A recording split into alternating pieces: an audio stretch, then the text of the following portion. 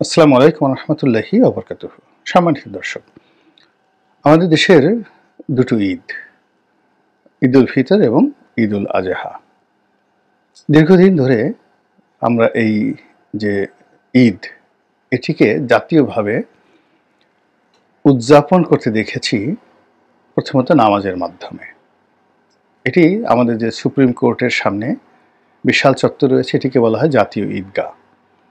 সেই ঈদগাতে Dhaka city corporation আগে যেটা অবিভক্ত ছিল তার আয়োজন করতো, আর এখন দক্ষিণ সিটি কর্পোরেশন তার আয়োজন করে সামিয়ানা টানা। এখানে মেয়েদের ঈদে নামাজ পড়ার যথেষ্ট আয়োজন থাকে এবং এই অনুষ্ঠানে রাষ্ট্রপতি, তারপরে মন্ত্রিপরিষদের সদস্যবৃন্দ, এরপরে সমাজের এলিটবৃন্দ, সরকারি দলের নেতৃবৃন্দ থেকে শুরু করে সবাই অংশগ্রহণ করে এবং এটি একটা উৎসবের আয়োজন। বর্ষা হোক, শীত হোক, গ্রীষ্ম হোক, এখানে আয়োজন হবেই। করোনার সময়টাতে হয়নি, বাকি সব সময়টাতেই ঈদের আয়োজন হয়েছে এবং সেখানে আমরা সচরাচর যে দৃশ্য দেখেছি।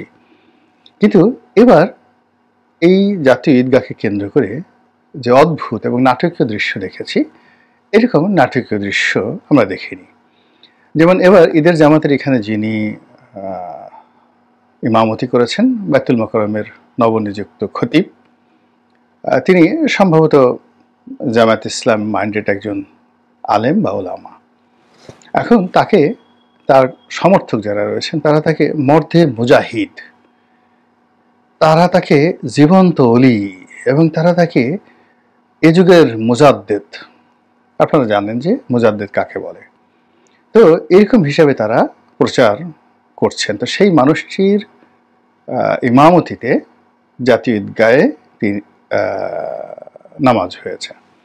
তো সেখানে ইমাম সাহেব মানে খতিব সাহেব তিনি একটি কাণ্ড করেছেন। সেটি হলো, যারা ফটোগ্রাফার ছিলেন, তো তারা এই ঈদের জামাতের যে অনুষ্ঠান তারা ভিডিও ধারণ করছিলেন। তো তিনি বলতে গেলে সেই যে কাজী উল কুজ্জাত বা খতিবুল উম্মাহ, যে শব্দগুলো আমরা আরবিতে উচ্চারণ করি, খতিবুল উম্মাহ, তো এইরকম হিসেবে তার যে দায়িত্ব এবং কর্তব্য সে অনুযায়ী তিনি ডক্টর মোহাম্মদ ইউনূসের সামনে গিয়ে বলেছেন, স্যার, উনরা যারা রয়েছেন তাদেরও নামাজ পড়া দরকার বা উচিত, এরকম একটা কথা। তো ডক্টর মোহাম্মদ ইউনূস জিজ্ঞাসা করেছেন যে উনারা কে? তখন খতিব সাহেব বলেছেন সম্ভবত তারা মুসলমান। তো মুসলমান যদি হয় তাহলে তো ঈদের নামাজ পড়া ওয়াজিব যে কোনোভাবে। তো তড়িৎ গতিতে ডক্টর মোহাম্মদ ইউনূস বুদ্ধিমান মানুষ, তিনি সেটি বলেছেন যে তারা দ্বিতীয় জামাতে পড়বে, এই জামাতে ছবি তুলুক, দ্বিতীয় জামাতে তারা সেই জিনিসটি করবে। তো এখন এটা সাংবাদিকদের নিয়ে হতে পারে বা এটা ওনার যারা গার্ড আছে, গার্ড রেজিমেন্টের প্রেসিডেন্টের বা প্রধানমন্ত্রীর গার্ড রেজিমেন্টের যারা লোকজন থাকে বা এসএসএফ বলা হয় যাদেরকে, তাদেরকে লক্ষ্য করে হয়তো উনি বলতে পারেন। এবং এটা নিয়ে ওনার যারা অনুসারী তারা ভীষণ রকম খুশি যে না, ইমাম তো এরকমই হওয়া উচিত। এছাড়া কি ইমাম হয়? একেবারে যিনি সরকার প্রধান তার চোখের দিকে তাকিয়ে তিনি যে দৃষ্টান্ত স্থাপন করলেন, এইরকম দৃষ্টান্ত আমরা কখনো দেখিনি। কাজেই এই ঈদের ময়দান থেকে একটা বিরাট বরকত সৃষ্টি হয়ে গেল। দ্বিতীয় যে জিনিসটি হয়েছে সেটা হলো, এই ঈদের জামাতে তিনি একটি চেয়ারে বসেছেন এবং এই চেয়ারটি খুব সাধারণ চেয়ার ছিল না, এটা ছিল সিংহাসনের মতো একটি চেয়ার, বেশ কারুকাজ করা এবং উঁচু করা। তো সেই চেয়ারে তিনি বসেছেন। আবার চেয়ারের পাশে সোফা, যেভাবে আমরা বসি, চেয়ার বা সোফা যেগুলো রাজস্বিকভাবে তৈরি করা হয়, সেগুলোর পাশে একটা সাইড টেবিল থাকে। তো ওনার জন্য আবার একটা সাইড টেবিল রাখা হয়েছে। কিন্তু ঈদের জামাতের যে সাধারণ বৈশিষ্ট্য, এখানে আমির ফকির, রাজা বাদশাহ, নবী রাসূল, উম্মত সবাই সমান, সবাই একই কাতারে দাঁড়াবেন এবং সবারই টাকনুর উপরে কাপড় থাকবে, সবার কাঁধের সঙ্গে কাঁধ মেলানো থাকবে জামাতে। এবং এইরকম কোনো রাজা বাদশাহ একেবারে মধ্যেখানে বসে চেয়ারে বসে নামাজ আদায় করেছেন, এরকম দৃশ্য আমরা মধ্যযুগেও দেখিনি, যখন সম্রাট শাহজাহান দিল্লির মসজিদে নামাজ পড়তেন, তখন এরকম ঘটনা নাই।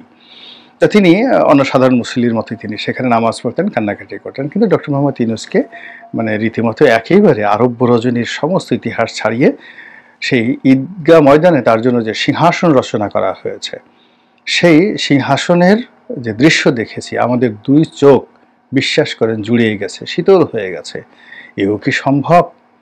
আবার নামাজের মধ্যে যাতে ওনার কষ্ট না হয়, তারপরে ওনার যদি টিস্যু দিয়ে মুখ মুছতে হয়, উনি যদি ঘামিয়ে যান, ওনার যদি গলা শুকিয়ে যায়, তো এই জন্য আবার ওই যে তার পাশে যে সাইড টেবিলটি রয়েছে, সেই সাইড টেবিলে কিছু সামগ্রী ছিল, পানি ছিল, দূর থেকে ছবিতে যেটা দেখা যায় হয়তো কিসমিস ছিল, হয়তো বা আই ডোন্ট নো, বাট দূর থেকে বোঝা যায় টিস্যু বক্সটা দেখা গিয়েছে, পানির বোতল দেখা গিয়েছে।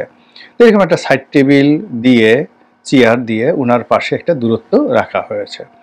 তো ডান দিকে বা বাম দিকে, এটা উনি যেদিকে বসেছেন ওনার ডান দিকে হয়তো সাইড টেবিল, কিন্তু বাম দিকের কিছুটা জায়গা ফাঁকা রাখা হয়েছে, বেশ ফাঁকা জায়গা রাখা হয়েছে। অর্থাৎ তার চেয়ার, তার সঙ্গে কাঁধে কাঁধ মিলানো তো দূরের কথা, তার চেয়ারের সঙ্গে কাঁধ মিলাবেন এইরকম মানুষ ওই ঈদগাহ ময়দানে ছিল না।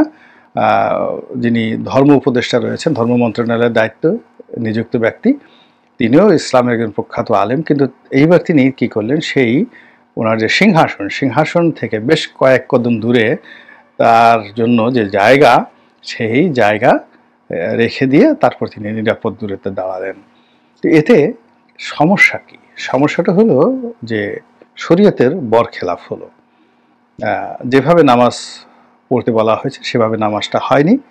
দ্বিতীয়ত আমরা যে কথাগুলো উপকথা হিসেবে জানি, যে নামাজের কাতারের মধ্যে যদি ফাঁক ঢুকে যায়, ফাঁক থাকে, তো সেখানে শয়তান দাঁড়িয়ে যায়, জিন ভূত প্রেত ওয়াসা ওয়াসা দেয়, বেশিরভাগ ক্ষেত্রে শয়তানের কথা বলা হয়।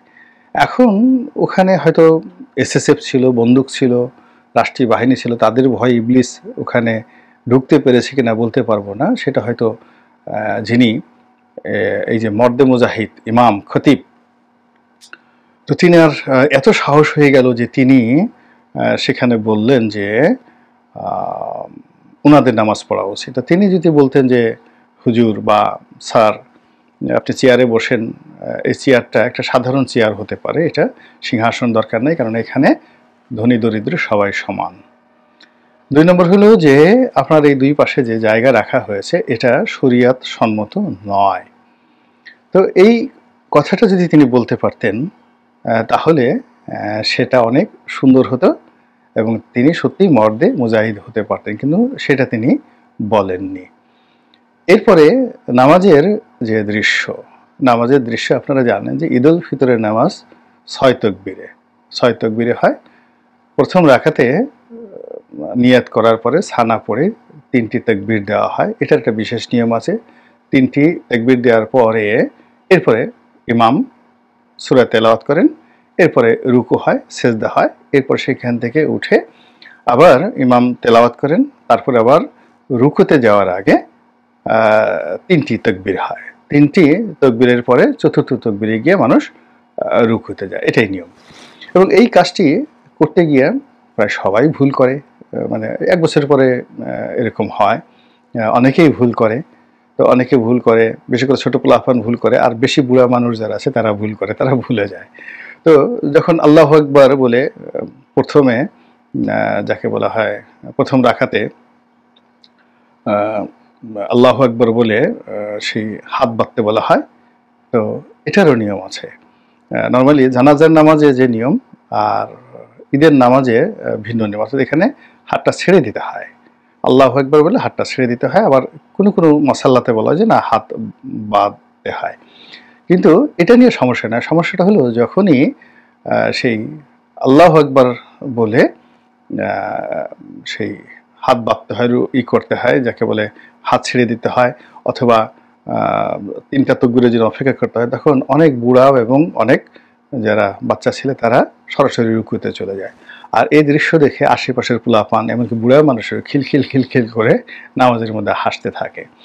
তো নামাজের মধ্যে হাসতে থাকে এবং এটা বাংলাদেশে একটা চিরাচরিত, এটা হয় অলমোস্ট 20%। আবার বেশিরভাগ ক্ষেত্রে যেটা দ্বিতীয় রাকাতে গিয়ে যে ভুলটা হয় সেটা হলো রুকুতে যাওয়ার আগে যে ৩টা তাকবীর দেওয়া হয়, চতুর্থ তাকবীরে রুকুতে যেতে হয়, কিন্তু সেই প্রথম তাকবীর দেওয়ার সাথে সাথেই দেখা যাচ্ছে বেশিরভাগ অনেক লোক যাদের মনে থাকে না, বুড়া মানুষ এবং গুড়া পোলাপান, তারা সরাসরি রুকুতে যায়। তারপর যখন দেখে যে অন্যরা সেই রুকুতে যাচ্ছে না, তখন তারা আবার ঘাড় উঁচু করে দাঁড়ায়। দাঁড়িয়ে অনেকে আবার পিন করে আশেপাশের দিকে তাকায় যে তারা যে ভুলটা করলো এটা কে কে দেখলো। এখন তো আধুনিক প্রযুক্তির যুগ, ক্যামেরা হয়, সবকিছু হয়। তো এর কারণে এই জিনিসগুলো সামনে চলে আসছে। আগে ঈদের ময়দানে এই দৃশ্য দেখে আশেপাশের উপস্থিত বুড়ারা হাসতো, আর এখন এটা দেখে সারা দেশের মানুষ হাসছে। তো এই ঈদের জামাতে, বিশেষ করে আমাদের জাতীয় ঈদগাতে যে ঘটনা ঘটছে, এইবারে এরকম কিছু মজাদার কিছু ঘটনা ঘটছে যা কিনা বাংলাদেশের মানুষকে ভীষণ রকম ব্যস্ত রেখেছে। অনেকে বিনোদিত হয়েছে, অনেকে হাসছে। যারা ছোটোকালে মসজিদে গিয়ে কিংবা ঈদগাহে গিয়ে হাসাহাসি করতেন, গড়াগড়ি করতেন, তারা এখন ঘরে বসে বসে এই দৃশ্য দেখে বা ইউটিউবে এই দৃশ্য দেখে গড়াগড়ি করছেন। এরকম ঘটনা ঘটছেন। কে করেছেন, কারা করেছেন আমি বলতে পারবো না, আপনারা দেখে নিয়েন আর কি। এরপরে যে কটা জিনিস দেখা গেল সেটা হলো, এবার ঈদের এই জামাতে রাষ্ট্রপতি মহোদয় উনি আসেননি। এখন কেন আসেননি? তিনি কি বন্দী, নাকি তাকে আসতে দেওয়া হয়নি, অথবা তার বিরুদ্ধে মব হবে, ওখানকার ছাত্র জনতা খেপে যাবে, শেখ হাসিনার লোক শাহাবুদ্দিন চুপ্পু সাহেব তিনি আসছেন, মানি না নামাজ পড়বো না, ওনার অধীনে নামাজ, ওনার পিছনে নামাজ পড়বো না, ওনার সাথে নামাজ পড়বো না, এরকম একটা নফরত ঘৃণা এরকম একটা ভয় বা আতঙ্ক হয়তো কাজ করেছে, বা অন্য কিছু থাকতে পারে, প্রোটোকল থাকতে পারে। কিন্তু ব্যবস্থা হলো যে তিনি আসেননি, এবং তিনি যদি আসতেন তাহলে প্রোটোকলে তো তিনি উপদেষ্টার চেয়ে উপরে, অর্থাৎ সেক্ষেত্রে তার সামনে ডক্টর মোহাম্মদ ইউনূসের বসে থাকাটা খুব সমস্যা হয়ে যেত।